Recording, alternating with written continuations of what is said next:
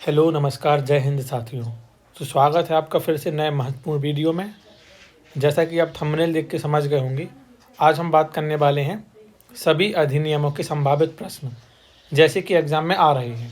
इसमें हम बच्चों से संबंधित या महिलाओं से संबंधित दोनों के अधिनियम पर चर्चा करेंगे और ये प्रश्न उसी लैंग्वेज में होंगे जिस लैंग्वेज में आपको एग्ज़ाम में आ रहे हैं।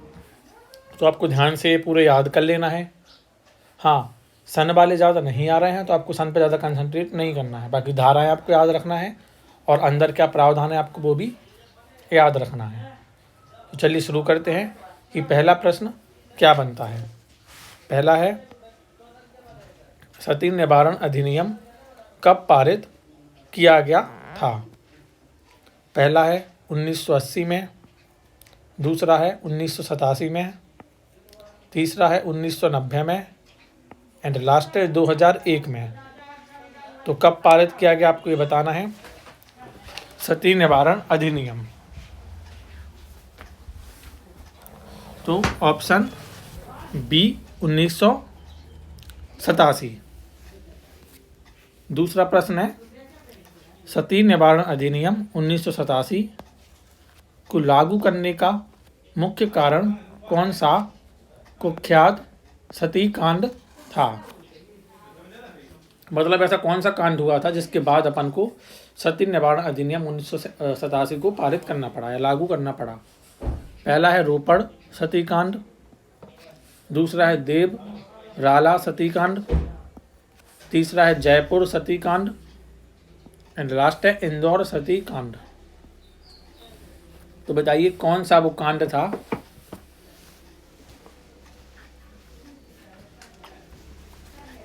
ऑप्शन बी देवराला सती कांड। नेक्स्ट प्रश्न है, सती निवारण अधिनियम 1987 के अनुसार सती को बढ़ावा देना किस प्रकार का अपराध है? पहला है जमानती अपराध है, दूसरा गैर जमानती है, तीसरा साधारण है एंड लास्ट कोई अपराध नहीं है। तो बताइए, अगर आप सती को बढ़ावा दे रहे हो तो क्या वो कौन सा अपराध होगा?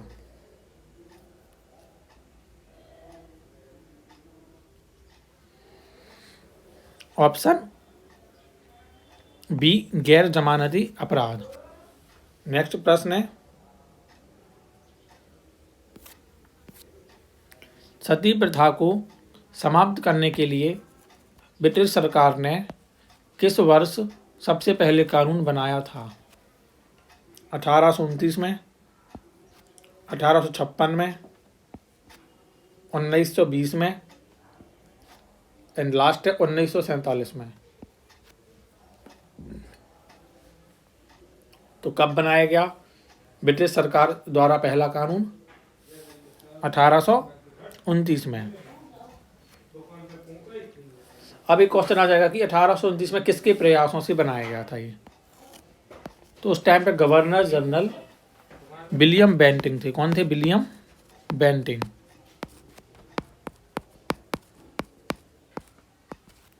और कौन से भारतीय समाज सुधारक थे उनका भी योगदान था? तो वो थे राजा राम मोहन रॉय। कौन थे? राजा राम मोहन रॉय।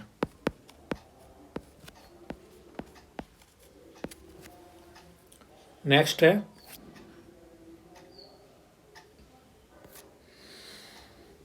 सती निवारण अधिनियम 1987 के तहत सती कराने या इसके लिए उकसाने पर अधिकतम सजा क्या हो सकती है? पहला है 5 साल,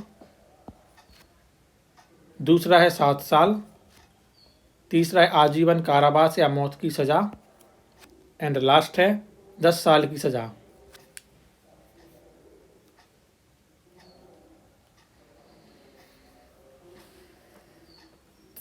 तो ऑप्शन सी आजीवन कारावास या मौत की सजा।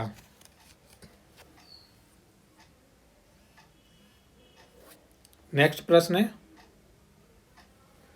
सती निवारण अधिनियम 1987 के तहत सती स्थल का महिमा मंडन करने पर अधिकतम कितनी सजा हो सकती है।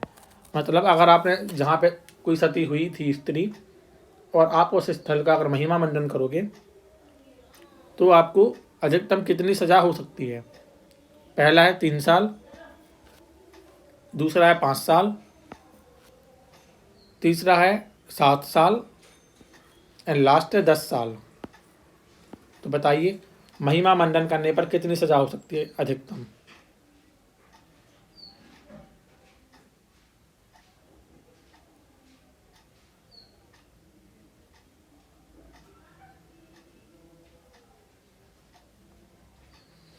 तो ऑप्शन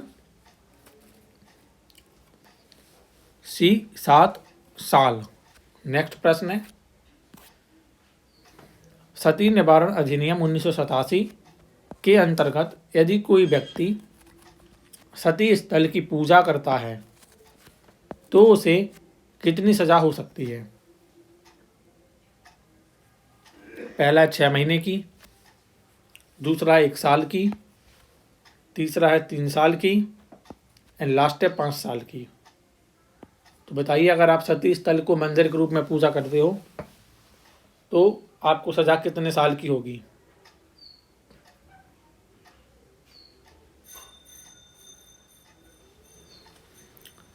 ऑप्शन डी 5 साल।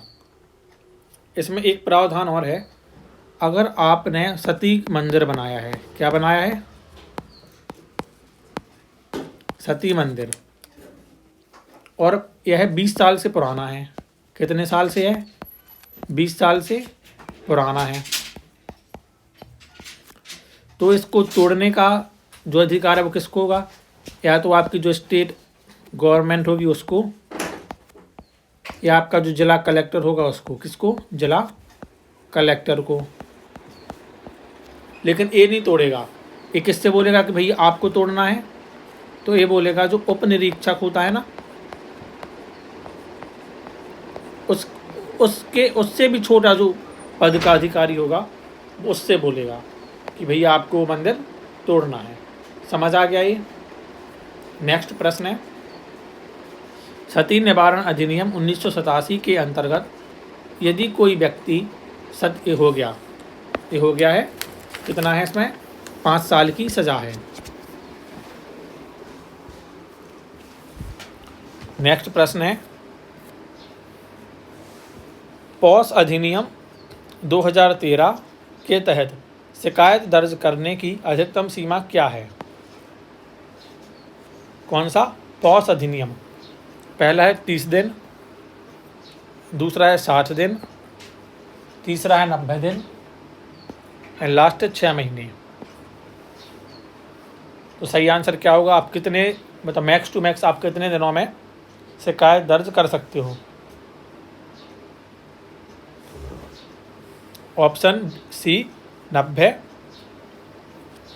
दिन। नेक्स्ट प्रश्न है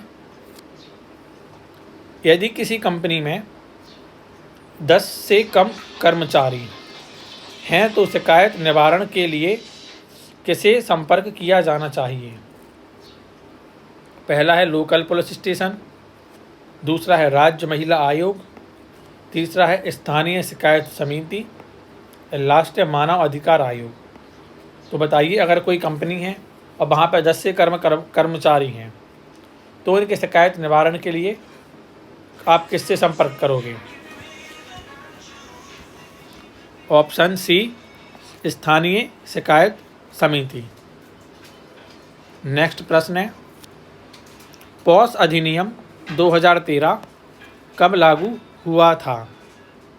पहला है 9 दिसंबर 2013, दूसरा है 22 अप्रैल 2014, तीसरा है 26 जनवरी 2013 एंड लास्ट है 3 सितंबर 2012।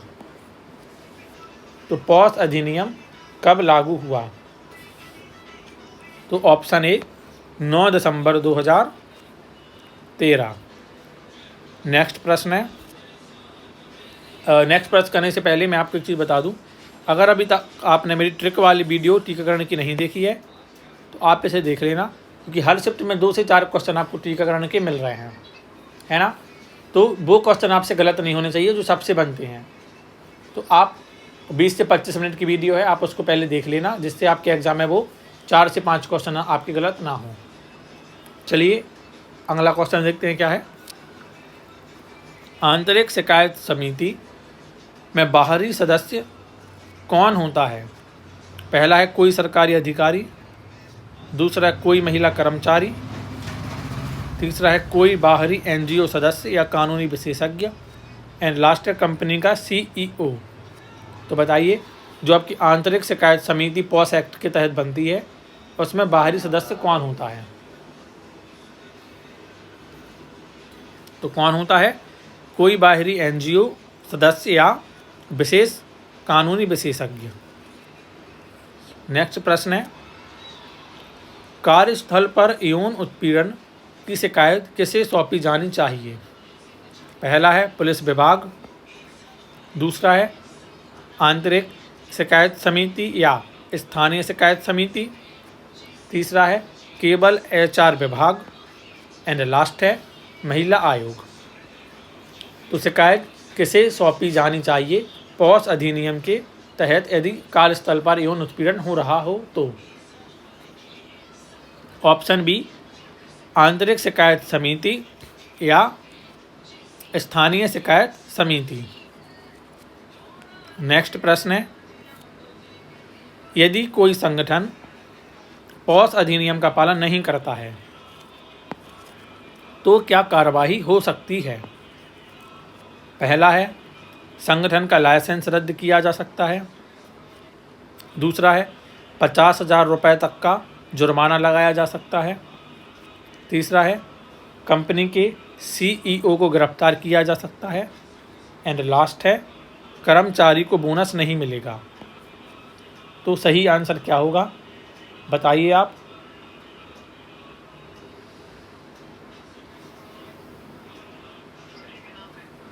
ऑप्शन बी, 50,000 रुपये तक का जुर्माना लगाया जा सकता है। नेक्स्ट प्रश्न है, पॉस्को, देखो पॉस अधिनियम था वो समाप्त हुआ है, अब हम बात करेंगे पॉस्को अधिनियम। तो पॉस्को अधिनियम कब लागू किया गया? पहला है 14 नवंबर 2012, दूसरा है 19 जून 2012, तीसरा है 26 जनवरी 2013, एंड लास्ट है 1 अप्रैल 2012। तो बताइए कि कब लागू हुआ?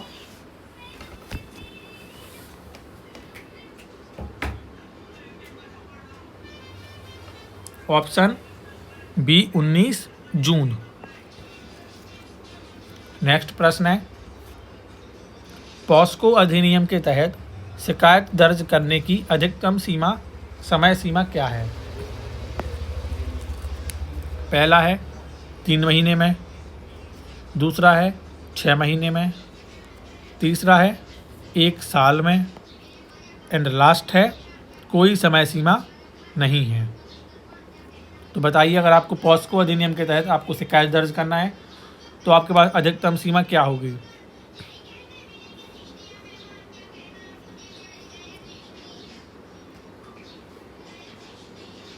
क्या होगा सही आंसर?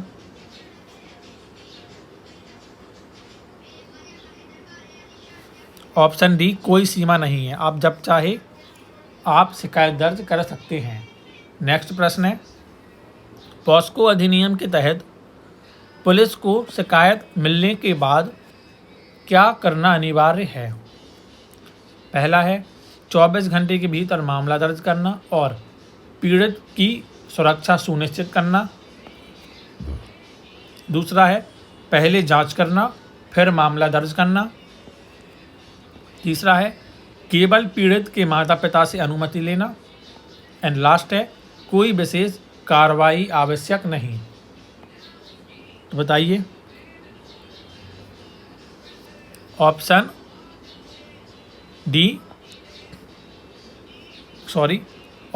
ए 24 घंटे के भीतर मामला दर्ज करना और पीड़ित की सुरक्षा सुनिश्चित करना। नेक्स्ट प्रश्न है, पॉस्को अधिनियम के तहत बच्चे की पहचान उजागर करना किस धारा के तहत दंडनीय अपराध है?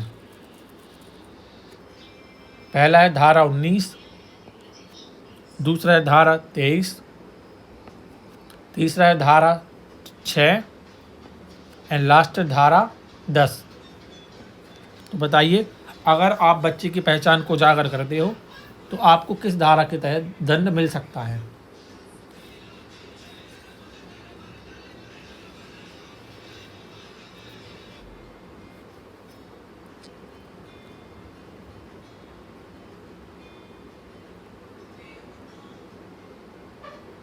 तो ऑप्शन बी धारा 23 के तहत आपको दंड मिल जाएगा। नेक्स्ट प्रश्न है, पॉस्को अधिनियम के तहत मुकदमे को कितने दिन के भीतर पूरा किया जाना चाहिए? पहला है 30 दिन, दूसरा है 60 दिन, तीसरा है 1 साल एंड लास्ट है 2 साल। तो अगर आप कोई मुकदमा है तो उसको कितने दिन के भीतर पूरा किया जाना चाहिए, बताइए।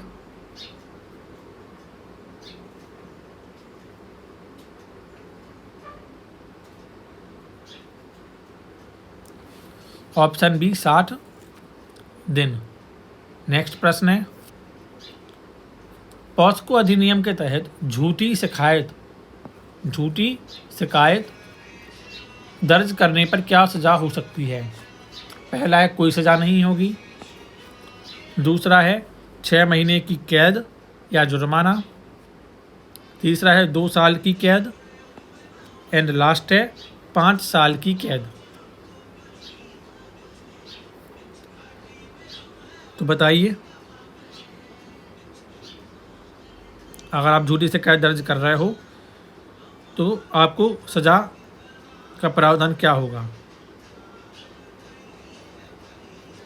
ऑप्शन बी 6 महीने की कैद या जुर्माना। नेक्स्ट प्रश्न है, पॉस्को अधिनियम के तहत बच्चे के मामले की सुनवाई किस प्रकार होनी चाहिए? पहला है खुले कोर्ट में, दूसरा है मीडिया रिपोर्टिंग के साथ, तीसरा है बंद कमरे में एंड लास्ट है ऑनलाइन। बताइए इसका सही आंसर क्या होने वाला है?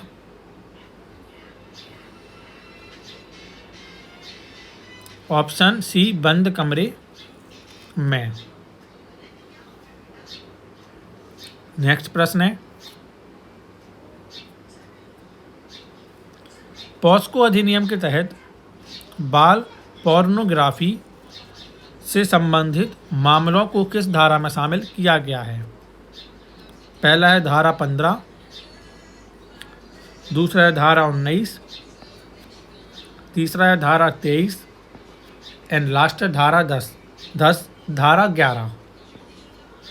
तो अगर आप कोई बाल पोर्नोग्राफी से संबंधित कोई मामला आता है तो किस धारा में शामिल है?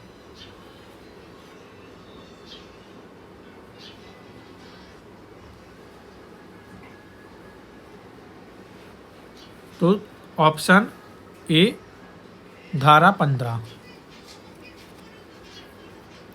नेक्स्ट प्रश्न है, पॉस्को अधिनियम के तहत कौन निगरानी रखता है कि कानून का सही ढंग से पालन हो रहा है?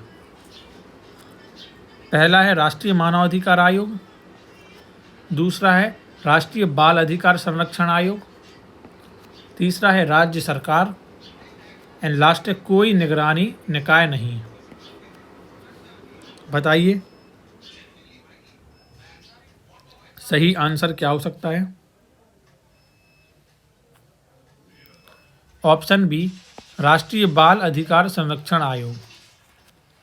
नेक्स्ट प्रश्न है, बाल श्रम निषेध अधिनियम 1986 कब लागू किया गया? हमारे पॉस्को की भी क्वेश्चन खत्म हुए, अब हम बात कर रहे हैं बाल श्रम अधिनियम पे। तो ये कब लागू हुआ?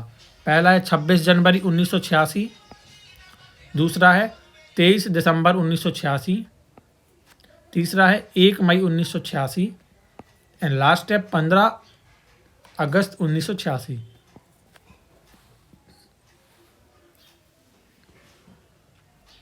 क्या होगा सही आंसर?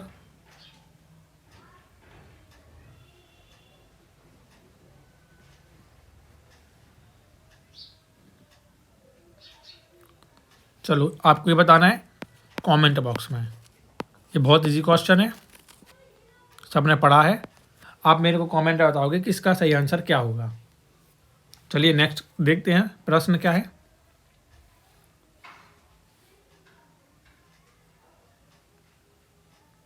नेक्स्ट है ITPA अधिनियम के तहत कितने मीटर की सीमा के अंदर वेश्यावृत्ति प्रतिबंधित है?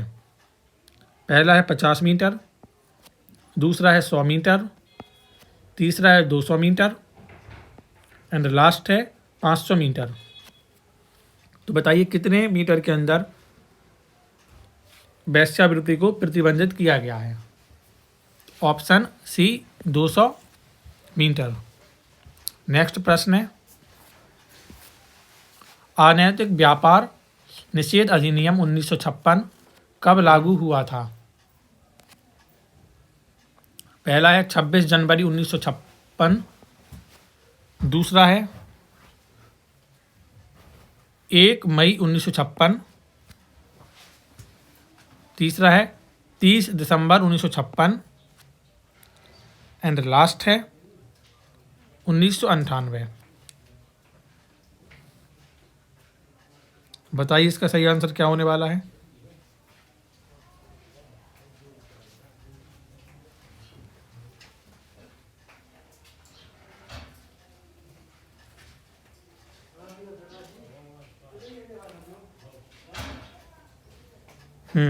कब हुआ था?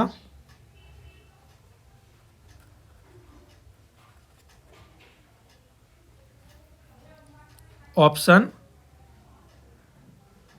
बताइए। ऑप्शन सी 30 दिसंबर 1956। नेक्स्ट प्रश्न देखते हैं।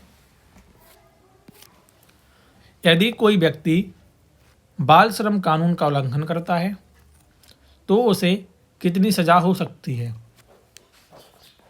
पहला है 6 महीने की कैद या जुर्माना, दूसरा है 1 साल की कैद और 50,000 रुपये का जुर्माना, दूसरा है 2 साल की कैद और 1 लाख रुपए का जुर्माना एंड लास्ट है कोई सजा नहीं।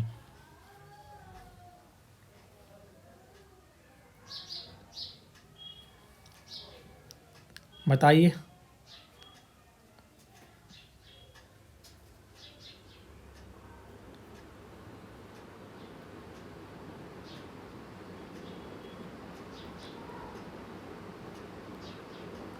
ऑप्शन सी 2 साल की कैद और 1 लाख रुपए का जुर्माना।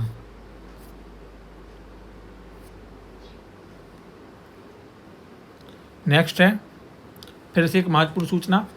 यदि अभी तक आपने किशोर अवस्था विकास की वीडियो नहीं देखी है, आप ये ज़रूर देख लेना। इसमें सारे समझ पर आधारित प्रश्न हैं, जैसे कि आपको एग्ज़ाम में पूछे जा रहे हैं। अगर आप यहाँ पे सॉल्व कर लोगे तो आप एग्ज़ाम में आराम से सॉल्व कर लोगे। आपको हैबिट भी हो जाएगी कि क्वेश्चंस की लैंग्वेज कैसी आ रही है, कैसे हमको अपने दिमाग को अप्लाई करना है, कैसे हमको क्वेश्चन को पढ़ना है, कैसे हम आंसर को चेक करेंगे कि आंसर है कि नहीं है ना। तो सारा कुछ आप सिर्फ प्रैक्टिस के माध्यम से ही कर पाओगे। और अगर आपने प्रैक्टिस नहीं की तो आप एग्ज़ाम में फिर अच्छा परफॉर्मेंस करके नहीं आ पाओगे। तो ज़्यादा से ज़्यादा आपको MCQs लगाना है, इसलिए आपको वीडियो भी देखना है। अगला प्रश्न है बाल श्रम अधिनियम 1986 किस अनुच्छेद से प्रेरित है? पहला है अनुच्छेद 14, दूसरा है अनुच्छेद 19, तीसरा है अनुच्छेद 21A एंड लास्ट है अनुच्छेद 24। तो बताइए किस अनुच्छेद से प्रेरित है? ऑप्शन डी अनुच्छेद 24। अगला प्रश्न है बाल श्रम अधिनियम 2016 में संशोधन करके अधिकतम आयु सीमा कितनी कर दी गई है? 12 वर्ष, 14 वर्ष, 16 वर्ष, 18 वर्ष।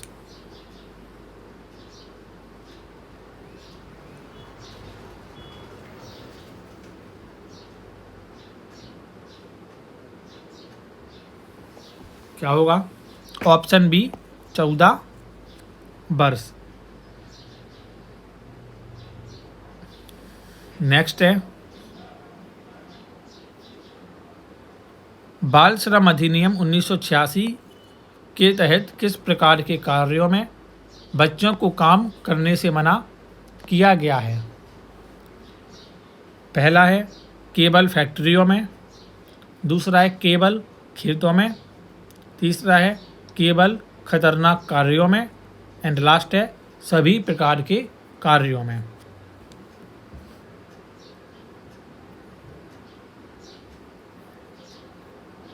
तो ऑप्शन सी केवल खतरनाक कार्यों में। नेक्स्ट प्रश्न है, यदि कोई व्यक्ति किसी महिला या बच्चे को वेश्यावृत्ति के लिए मजबूर करता है तो उसे अधिकतम कितनी सज़ा हो सकती है? पहला है 3 महीने की कैद, दूसरा है 6 महीने की कैद, तीसरा है 1 साल की कैद, एंड लास्ट है 7 साल से आजीवन कारावास।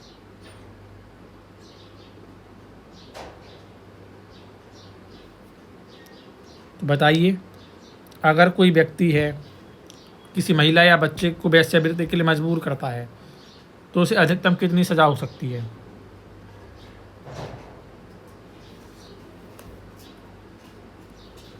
क्या होगा इसका सही आंसर?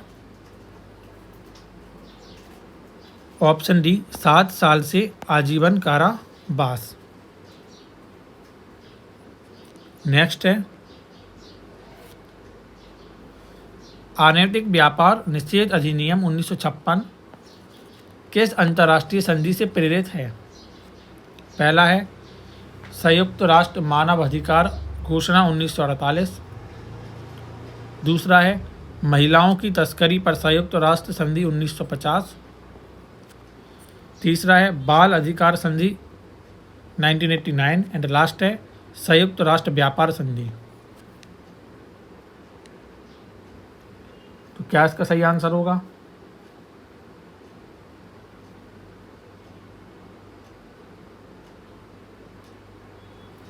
ऑप्शन बी महिलाओं की तस्करी पर संयुक्त राष्ट्र संधि 1950। अगला प्रश्न है, यदि कोई व्यक्ति 16 वर्ष से कम उम्र की लड़की को वेश्यावृत्ति में धकेलता है तो उसे कितनी सज़ा हो सकती है? पहला है 5 साल, दूसरा है 10 साल, तीसरा है 14 साल, और लास्ट है आजीवन कारावास।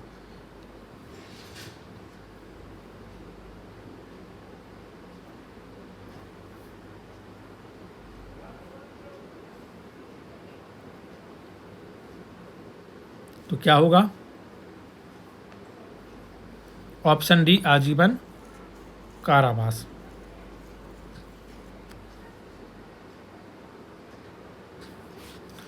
नेक्स्ट प्रश्न है, किशोर न्याय अधिनियम के तहत कितने प्रकार के बच्चे वर्गीकृत किए गए हैं? पहला है केवल 1 प्रकार, दूसरा है 2 प्रकार, तीसरा है 3 प्रकार, और लास्ट है 4 प्रकार। तो बताइए कितने प्रकार के बच्चे वर्गीकृत किए गए हैं? ऑप्शन बी 2 प्रकार। अगला प्रश्न है, किशोर न्याय अधिनियम 2015 के तहत न्यूनतम आयु सीमा क्या है जिससे ऊपर किशोर को वयस्क के रूप में मुकदमा चलाया जा सकता है? पहला है 14 वर्ष, दूसरा है 15 वर्ष, तीसरा है 16 साल, एंड लास्ट 18 वर्ष। बताइए न्यूनतम आयु सीमा क्या है कि जिसके ऊपर किशोर को वयस्क के रूप में मुकदमा, अगर इतने से ज़्यादा का होगा तो उसको वयस्क के रूप में उसके ऊपर मुकदमा चलाया जा सकता है। ऑप्शन सी 16 वर्ष। अगला प्रश्न है, किशोर न्याय अधिनियम के तहत अपराधों को कितने भागों में विभाजित किया जाता है? पहला है 2 भागों में, दूसरा है 3 भागों में, तीसरा है 4 भागों में, और लास्ट है 5 भागों में। तो बताइए कितने भागों में विभाजित किया जाएगा अपराधों को किशोर न्याय अधिनियम के अनुसार? तो ऑप्शन बी 3। अब वो कौन कौन से हैं 3? पहला अगर आपके छोटे अपराध होंगे, दूसरे आपके गंभीर होंगे, और तीसरे आपके कौन से होंगे? जघन्य। तो आपके 3 अपराध आपके हो गए। अगला प्रश्न है, किशोर न्याय अधिनियम 2015 के तहत गोद लेने की प्रक्रिया कौन नियंत्रित करता है? पहला है केंद्रीय दत्तक ग्रहण संस्थान प्राधिकरण, दूसरा है जिला अदालत, तीसरा है पुलिस विभाग, लास्ट है सुप्रीम कोर्ट। तो बताइए अगर आपको गोद लेना है तो उस प्रक्रिया को कौन नियंत्रित करता है? तो ऑप्शन ए कारा। कब इसका गठन हुआ? 1990 में। अगला प्रश्न है,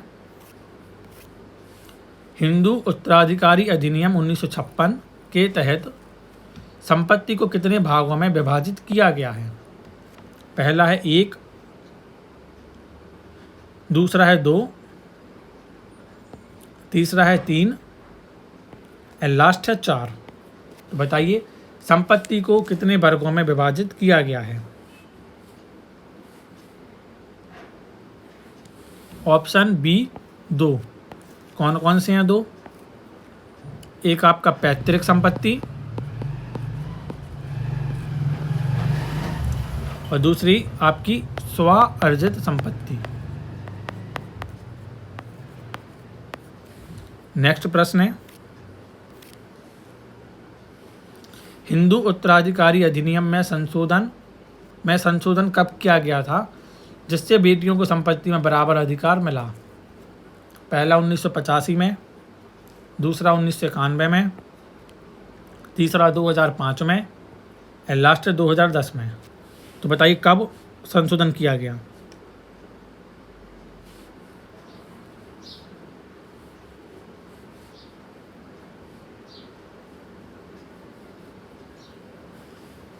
ऑप्शन सी 2005 में। अगला प्रश्न है, हिंदू उत्तराधिकारी अधिनियम 1956 में कक्षा 1 के उत्तराधिकारियों में कौन शामिल नहीं है? देखो इसमें कक्षाएं 2 होती हैं, एक कक्षा 1, एक कक्षा 2। तो कक्षा 1 में आपके एकदम सगे संबंधी, जैसे आपका लड़का हो गया, लड़की हो गई, माँ हो गए, है ना। और कक्षा 2 में आपके थोड़े से दूर के रिश्तेदार, जैसे पापा हो, मतलब ये सारे लोग आपके इसमें आ जाएंगे। जैसे आपके वो हो गए, ताऊ जी का लड़का हो गया, या बहन की लड़की हो गई, है ना। ऐसे सारे इसमें आ जाएंगे। जैसे पहला ऑप्शन है पुत्र, दूसरा पत्नी, तीसरा पिता, एंड लास्ट है माता। तो बताइए कक्षा 1 में किसे शामिल किया गया, किसे शामिल नहीं किया गया है? ऑप्शन सी पिता को शामिल नहीं किया गया है। अगला प्रश्न है, हिंदू उत्तराधिकारी अधिनियम 1956 में कक्षा 2 में कौन शामिल है? उत्तराधिकारी में कौन शामिल है? कक्षा 1 की बात की थी, अब कक्षा 2 में। पहला है दादा दादी भाई बहन, दूसरा है केवल पुत्र और पुत्री, तीसरा है केवल पिता, और लास्ट है केवल माता। तो बताइए क्या होगा? ऑप्शन ए दादा दादी और भाई बहन। अगला प्रश्न है, हिंदू उत्तराधिकारी अधिनियम के अनुसार विधवा पत्नी को संपत्ति में क्या अधिकार होता है? पहला है उसे कोई अधिकार नहीं होता है, दूसरा है केवल 50% संपत्ति पर अधिकार होता है, तीसरा है वह संपत्ति की पूर्ण उत्तराधिकारी होती है। एंड लास्ट है, केवल घर में रहने का अधिकार है। तो क्या होगा विधवा के लिए प्रावधान? ऑप्शन सी, वह संपत्ति की पूर्ण उत्तराधिकार होती है। अगला प्रश्न है, हिंदू उत्तराधिकारी अधिनियम 1956 के तहत उत्तराधिकारी की दो प्रमुख श्रेणी कौन सी हैं? पहला है पुरुष उत्तराधिकारी और महिला उत्तराधिकारी। दूसरा है सह उत्तराधिकारी, व्यक्तिगत उत्तराधिकारी। तीसरा है कक्षा 1 कक्षा 2 उत्तराधिकारी। लास्ट है संपत्ति धारक और संपत्ति वितरण करता। तो बताइए दो श्रेणियां कौन सी है? मैं आपको अभी बताया था पहले, कौन है? कक्षा 1 और कक्षा 2 उत्तराधिकारी। अगला प्रश्न है, हिंदू उत्तराधिकार अधिनियम के अनुसार सौतेले भाई बहन संपत्ति के अधिकार के हकदार होते हैं या नहीं? आपके बताना, अगर आपका कोई सौतेला भाई बहन है तो वो संपत्ति का अधिकार होगा कि नहीं होगा इस अधिनियम के अनुसार? पहला है हाँ, यदि वे एक ही पिता से हैं। दूसरा है नहीं, कभी नहीं। तीसरा है केवल माँ की संपत्ति में। लास्ट है केवल अदालत के आदेश पर। तो बताइए सौतेले भाई बहन का संपत्ति का अधिकार है कि नहीं है? बताइए। तो ऑप्शन ए हाँ, यदि वे एक ही पिता से हैं। लास्ट प्रश्न है, हिंदू उत्तराधिकार अधिनियम 1956 में 56 के तहत कौन सा दावा संपत्ति पर नहीं किया जा सकता है? पहला है संतान का, दूसरा है पत्नी का, तीसरा है सरकार का, एंड लास्ट है माता का। बताइए कौन सा दावा नहीं कर सकते आप संपत्ति पर?